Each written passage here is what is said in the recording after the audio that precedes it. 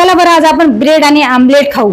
चला, काल एका ताईने मला खूप छान कमेंट केलेली आहे. ताई, तुमच्या कमेंटचा मला अजिबात राग आला नाही. कोणी जर कमेंट केलं तर आपल्यामध्ये काय कमीपणा झालेला आहे ते आपण त्याला सुधारू शकतो. तर तुमच्या कमेंटमुळे मला असं वाटलं की शायद माझ्यामध्ये कुठेतरी कमी वाटलं माझ्या जीवनामध्ये, म्हणून ताईने ही कमेंट केलेली आहे. पण ताई, तुम्हाला एक गोष्ट सांगू का? आपण लहान असतो तेव्हा, शाळेत जातो तेव्हा आपल्याला शिक्षण भरपूर कोण देतो? आपले गुरुजी. त्याच्यानंतर आपलं लग्न होऊन जातो, त्याच्यानंतर आपल्याला गुण कोण खूप चांगले देतात? आपली सासू आणि जाऊबाई. ताई, तुम्ही कधी डोंगरावर गेले का?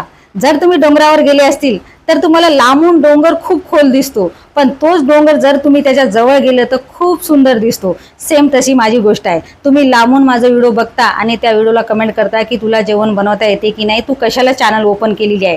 ठीक आहे, मान्य आहे, मला जेवण बनवता येते की नाही हे मला माहित आहे. पण तुम्हाला मी निमंत्रण देते, एकदा माझ्या घरी या, माझ्या हाताचं जेवण खा, आणि त्या जेवणामध्ये तुम्हाला काही कमीपणा वाटत असेल तर नक्कीच मला तोंडावर सांगून जा.